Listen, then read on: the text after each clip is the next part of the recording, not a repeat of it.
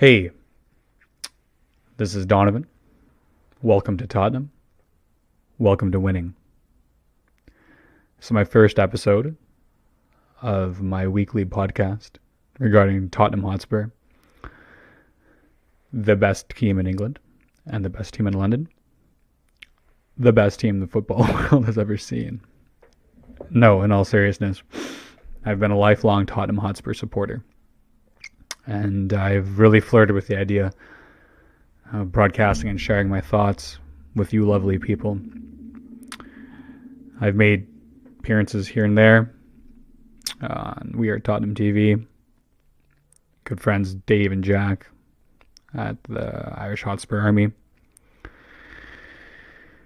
And whenever Jacob from United Spurs of America, name dropping all these people. See what I'm doing here, episode 1.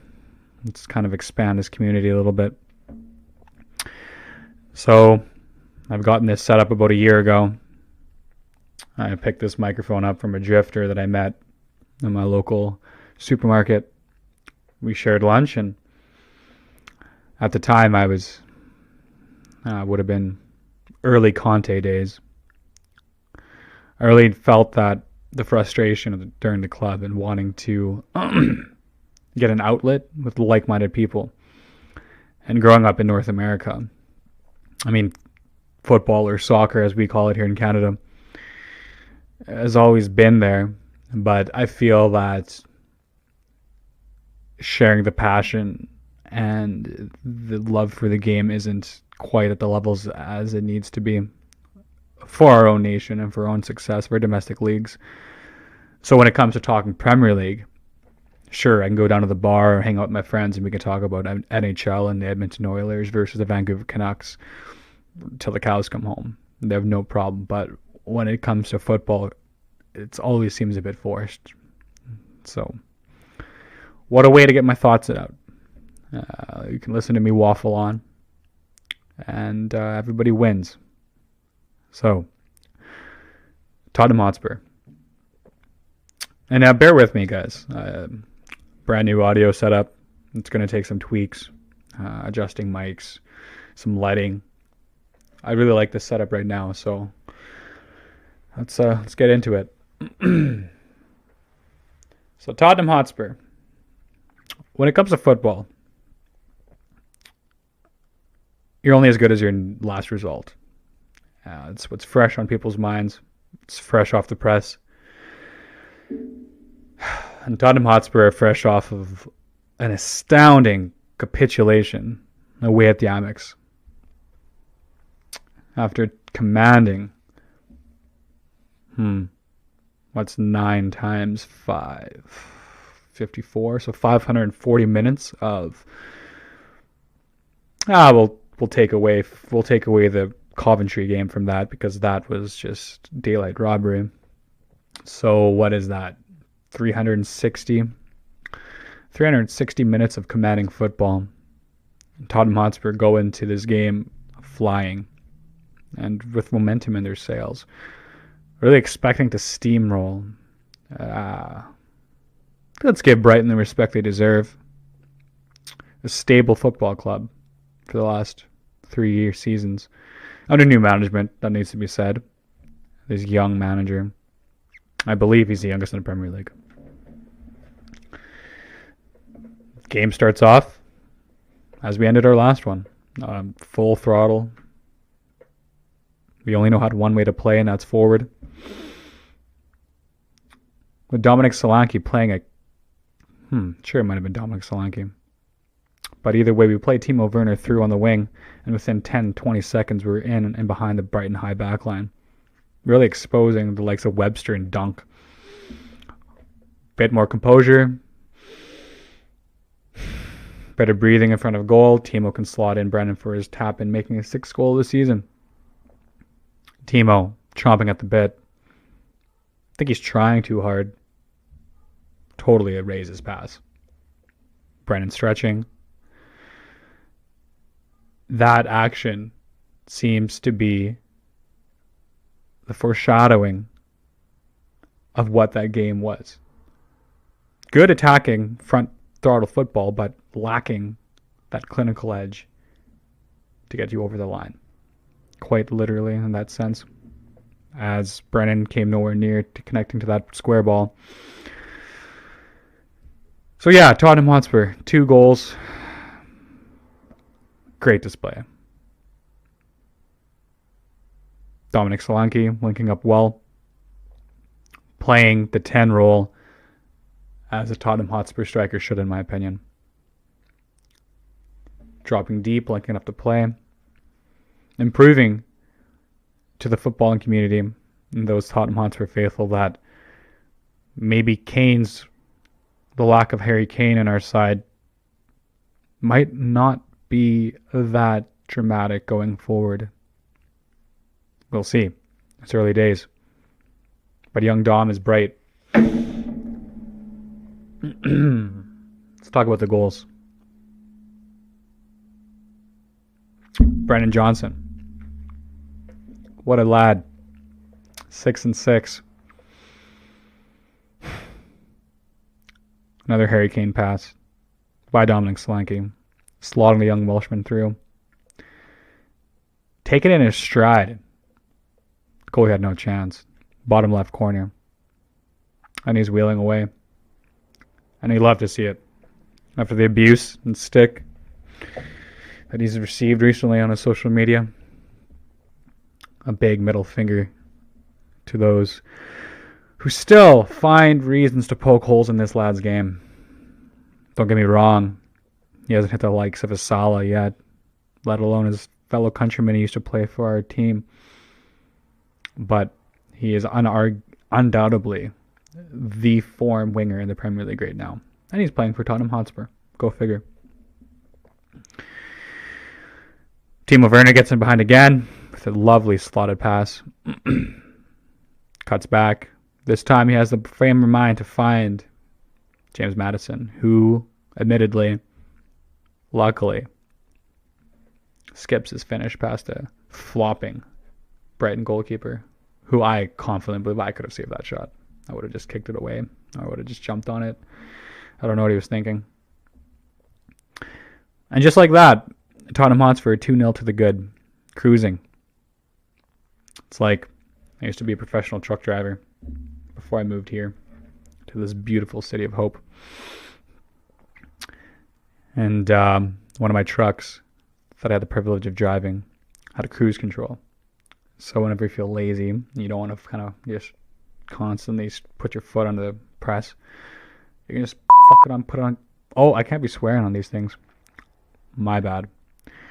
You can just put it on cruise control. Pop it on. Great, that's 8 minutes just gone because I just swore. That's dumb. I can't believe I just did that. Maybe I'll just bleep it out. Maybe I can just bleep it out.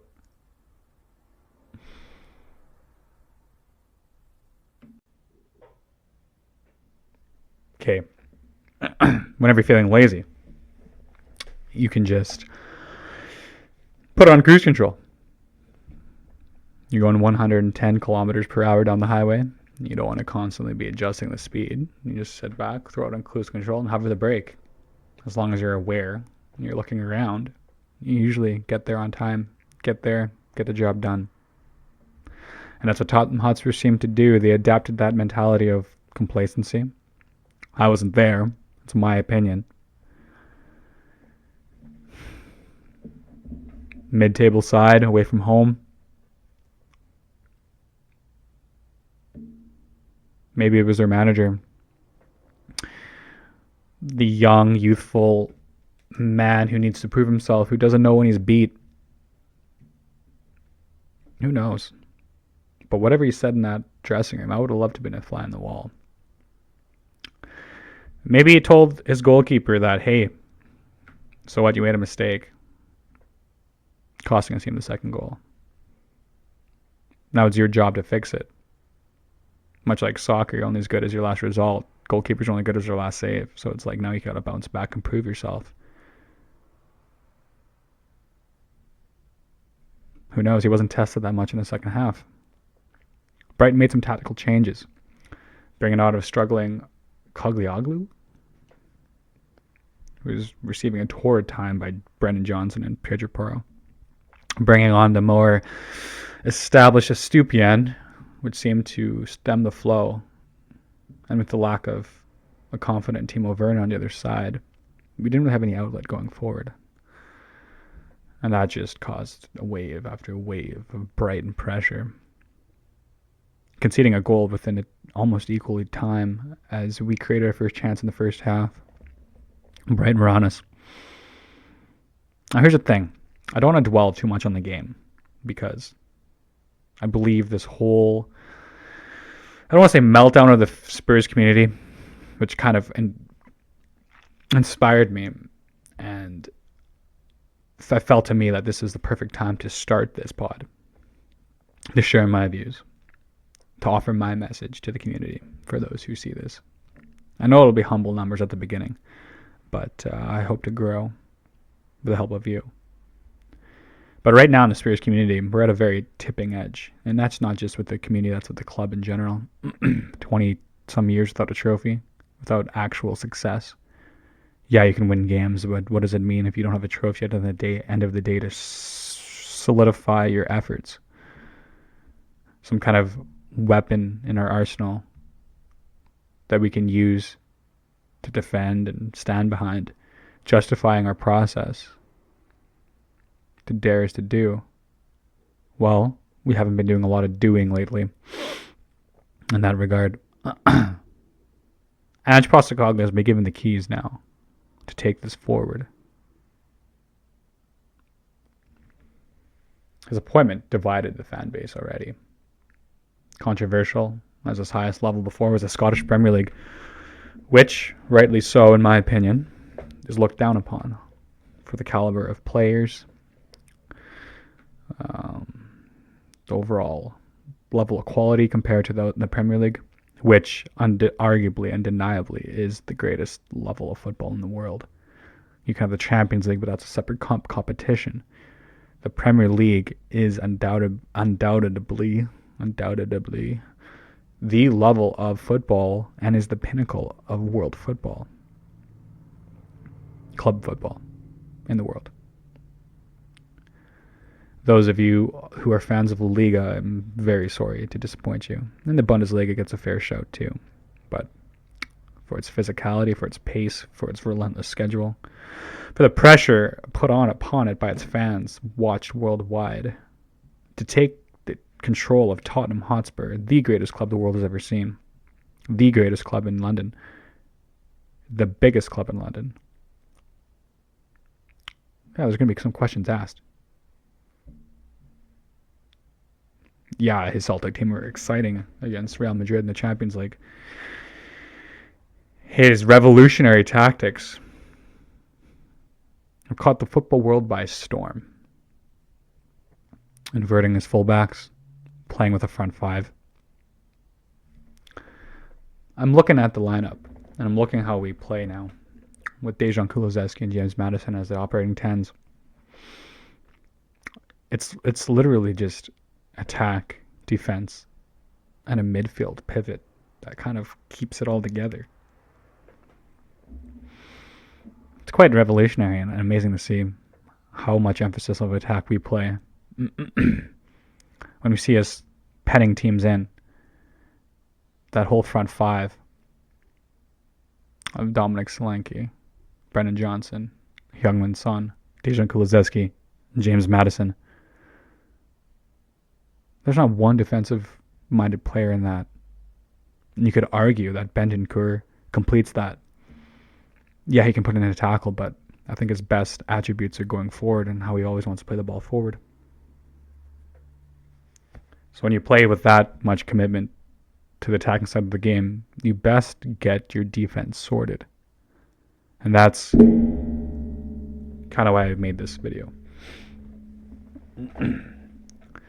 Do I believe that our back four and goalkeeper are solid enough to win us and bring us to the promised summit of victory, which is silverware? Yes, I believe you have the tools. Destiny Udogie, powerful, strong, young, potential, through the roof. On his day, there's not a winger who could dribble by him or a fullback who can stop him. He's so powerful. For a young lad who's not filled into his body completely, this guy is a freight train. Hooked to the caboose of Mickey Van de Ven. Unbelievable. Unbelievable. What an athletic specimen. 6'2", 4. I'm sorry that I'm ill prepared. A full, lean, athletic explosion. He's a Ferrari in a parking lot of Jettas. And that's no disregard to the Jettas. But he is a level above. And to only play club football for 3 seasons at a professional level where it's actually scouted and managed, emerging from the COVID era into a young Wolfsburg team, barely breaking to the national setup. What he's done in the Premier League, just amazing. World Cup winning Cuti Romero, 2-time Copa America. Serie A Defender of the Year. Yeah, he was rough around the edges when we bought him. His lack of discipline always seems to creep out in a run of games and a run during the season. Came to us a young, naive center back full of aggression and confidence. Some would argue overconfidence. But we've seen him mature and solidify his overall play with the captain's armband and the appointment of Ange Postecoglou. Young Pedro Porro on the wing, the Spanish wizard, who's got magic in his right boot. This lad could pick out. For those of you who don't know the game of basketball, it's quite popular in Spain and North America. You used to play the game with peach baskets. You'd dribble the leather ball and put it up in the peach basket. And then, because it's a basket, you have to go up, climb a ladder, pick the ball out, bring it back down. This lad could pick out a peach basket from 30 yards, maybe with his eyes closed.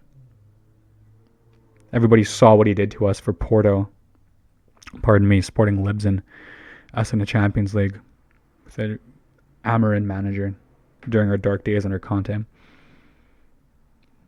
Beautiful man. Claims he could take over a prison. His attitude and his drive is second to none. I believe if he had a bit better English, he is captain material. Some would argue a passion merchant, but that's what I believe a defender needs to be the step above. Very rough when he first got him. Remembers Leicester Day, his debut. Absolute calamity. I still see him sliding into the stands, trying to block that shot or cross, whatever have you.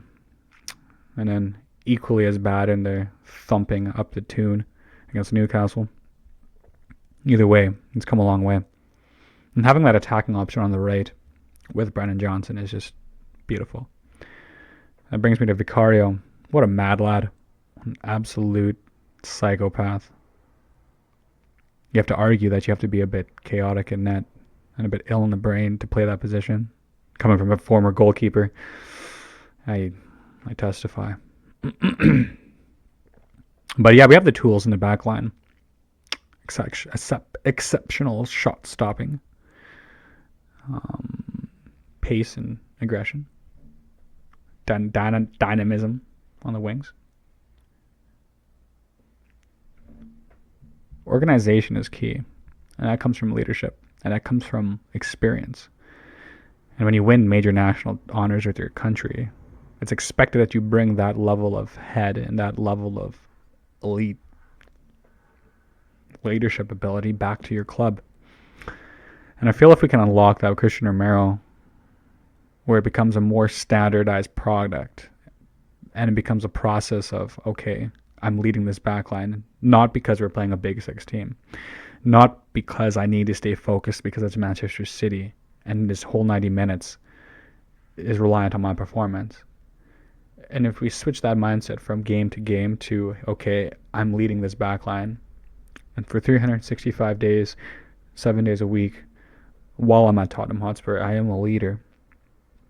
If we can unlock that in Christian Romero, and I'm singling out Romero because he's been there. He's been to the summit of world football.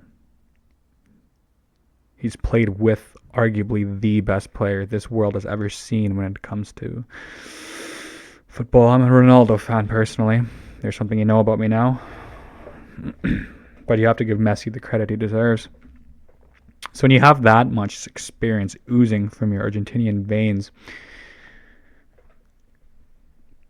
you're a born warrior by your bloodline, it'd be selfish not to lead us efficiently. Maybe he's had his head turned by Real Madrid. Maybe it's not a coincidence that we lose before every international break because he has eyes on Argentina. That's not for me or you or anybody else to decide other than Ange Postecoglou. So Ange needs to sit down and talk to him and be like, hey man, what's going on? What are we doing here? Where's your head at, lad? Have the balls to call him out. Because after watching those 3 goals back to back to back, unfortunately, being a Spurs fan and being confident, you kind of know what's happening and what's about to happen. I'm sitting there with my head in my hands as that 3rd goal goes in. Absolutely defeated. Because, ladies and gentlemen, I thought those days were long behind us. I foolishly thought we turned a corner at Manchester United at Old Trafford. Sent their tears packing with their leaky roof. And we were going to be undefeated running into the Manchester City game. But let's take a step back. Think about the process here. We can look at our lot down the road with Arsenal and what they've done. Backing an idea, staying patient, giving a man a chance through the thick and thin. I look back to him losing against us, getting absolutely, as Gary Neville so graciously put it, brutalized at the Tottenham Hotspur Stadium. Losing out on top 4 directly to the rivals in such a definitive way for the world to see. Yet they stuck patience with them and now are reaping the results. Wow, what a team. Pains me to say it, but what a team. Arsenal, we're not talking about here. Seeing City, us thrashed them at White Hart Lane. Young. Actually, I don't know if Pep was managing at that point, so maybe that's a bad example. Klopp, giving him season after season. And inevitably, we knew how that ended in the Champions League final. So there is a fine line of patience. For some reason, our fan base has this expectancy, this sense of entitlement that we deserve good things, which is okay to have.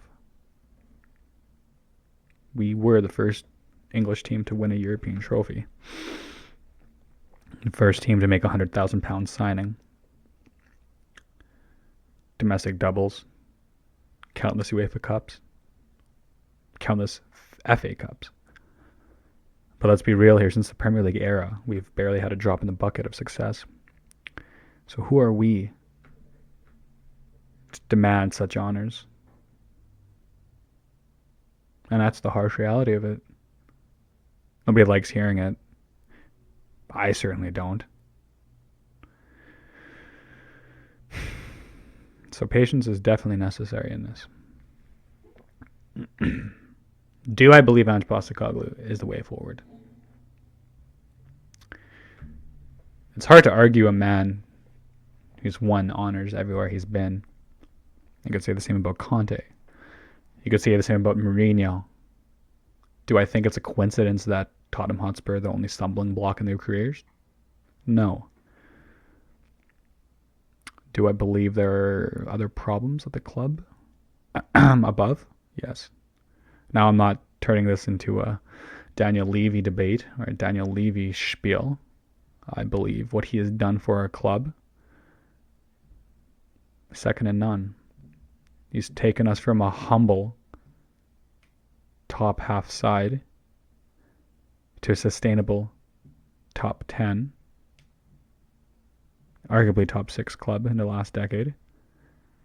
Marvelous stadium, cash generating machine. What he's done for the youth academy, what he's done for our own training facilities, for the women's team, for the game in general. What a businessman. What a businessman. Does his lack of ambition directly to the first team in football success, the drive to go and win trophies, when this man has publicly come up and saying, hey, top 4 for me is more important than winning a Carabao Cup? Does that mentality, business mentality of creating a self-sustainable growth industry and a very competitive failing market, does that somehow stem down to our first team? It might. It might. Where good enough is accepted. Maybe that's why we continue to bottle. Because if Gunners are runners, Spurs are bottlers. And we've proven that last Saturday again. And that's why the results stunk so much. Because we've seen this happen countless times. Just capitulation and absolute bottling. Now, while I waffle on here, it's important to put some perspective into this. Ange Postecoglou is 2 years into his second season. He is the only manager in a decade to last more than one season, let alone 3 transfer windows. He is trying to change a mindset of mentality that I just touched upon, of winning, ingraining it into our club, into our fans, into our players. Something we've lacked for the last decade. Something I don't even know if Mauricio Pochettino brought to us. Mauricio Pochettino brought us the best football our team has seen in decades. Everybody knows that lineup, that high press, those 2 holding midfielders, the attacking 4 that would wreak havoc on the best defenses in Europe. What a day, and what days to be alive during the White Hart Lane days, especially that last season at White Hart Lane. I still remember Toby Alderweireld's header going past David Gea there, the end. Pochettino was 6 years, 4 or 5 years into our project at that point. 3 years, 3 to 4 or 5. Doesn't matter. He was given time and he was given patience. Ange Postecoglou needs that opportunity. He needs to be judged at the end of the season when he so boldly comes out in the press and claims, hey, I win everything in my second season. I win something. That's when it all comes together.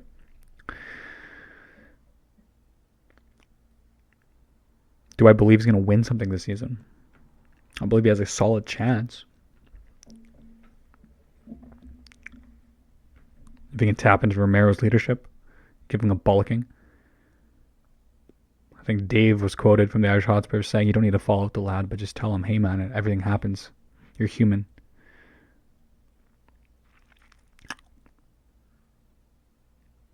Including DJ Spence back into the Europa League squad.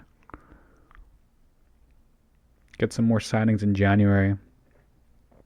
Maybe move the likes of some Deadwood out of the club, but we still have a couple players in there that I wonder what are we doing here. I'd like to get some money for Giovanni Lo Celso. Okay. I'd like to add some more depth in a center back position. Maybe add another goalkeeper. I believe Vicario is a world class potential goalkeeper, but you need competition to unlock that.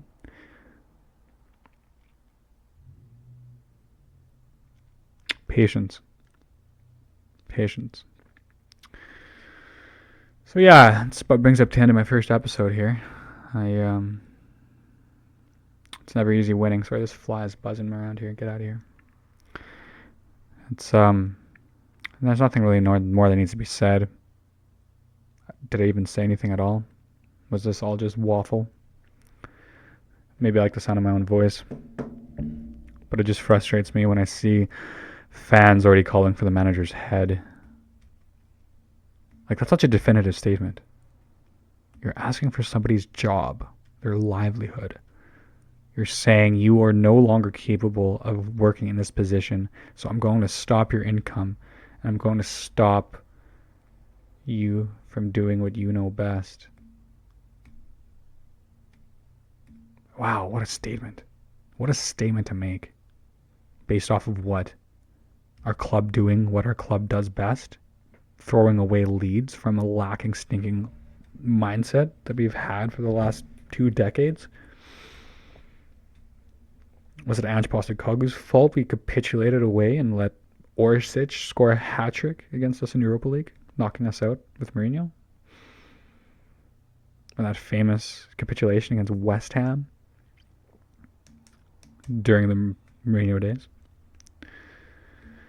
How about, now we're just throwing results out there. How about Richarlison to score a tying winner at the Cop end just for Lucas Moura to turn around and pass the ball back to a Diego Jota after we all celebrated doing the pigeon 5 minutes before. It stinks. It's weak. It's laughable. Gotta trust the guy. Gotta put this pen down. I was clicking it last time too on Tottenham TV. I'm trying to leave you with a positive here, lads and madams. Nothing in this life comes easy. And success and winning, that's just double trouble. You think you've done something. You think you've taken a step forward just to be knocked 3 steps back. Not 2, 3.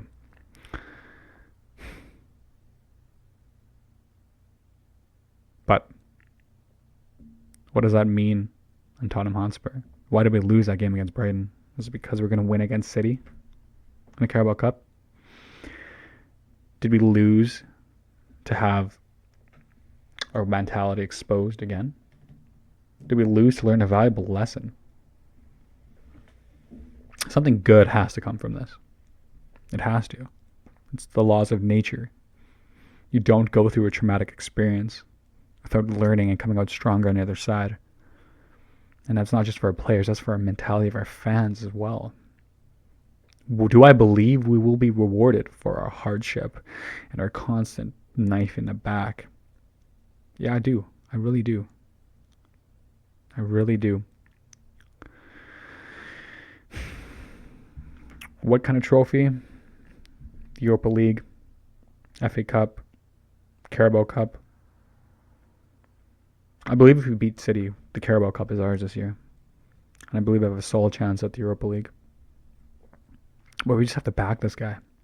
If we throw away the baby with the bathwater now, and I mean now, in the next 2 months, and we give up on another project, that's another way of bottling it. It's another Spursy thing to do. Because there are teams out there right now, despite this loss, that would love Ange Postecoglou at their club. He's good with the media.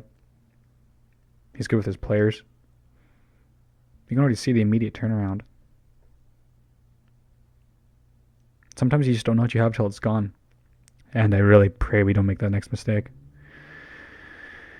So yeah, Ange in. Can't believe I needed to say that, or that's what this turned into. But trust the process. Hate saying that. Believe in the ability of our players. And that does include Timo Werner, unfortunately. And yeah, this Ange train has left the station. We sing it.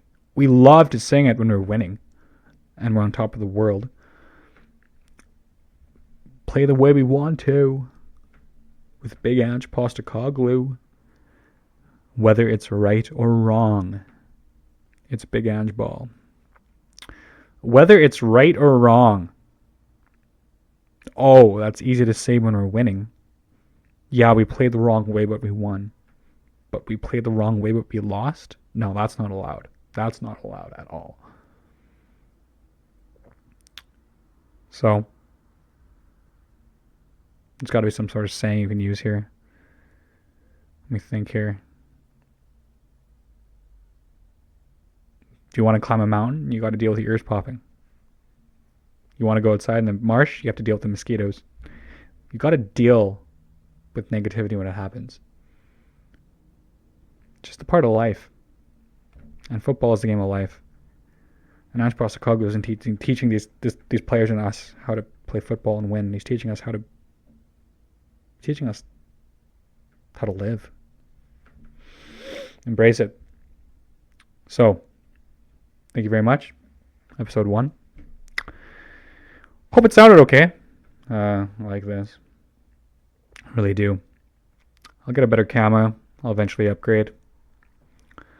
We'll say the Donovan train is leaving the station. Ooh, I don't like that. That's really cringy. Maybe I'll edit that out. But I'm really looking forward to growing with you. Thank you for listening. You can catch me on YouTube. I deleted most of my social media. I took a page out of Brendan Johnson's book. So, catch you guys next time. Come on, you Spurs.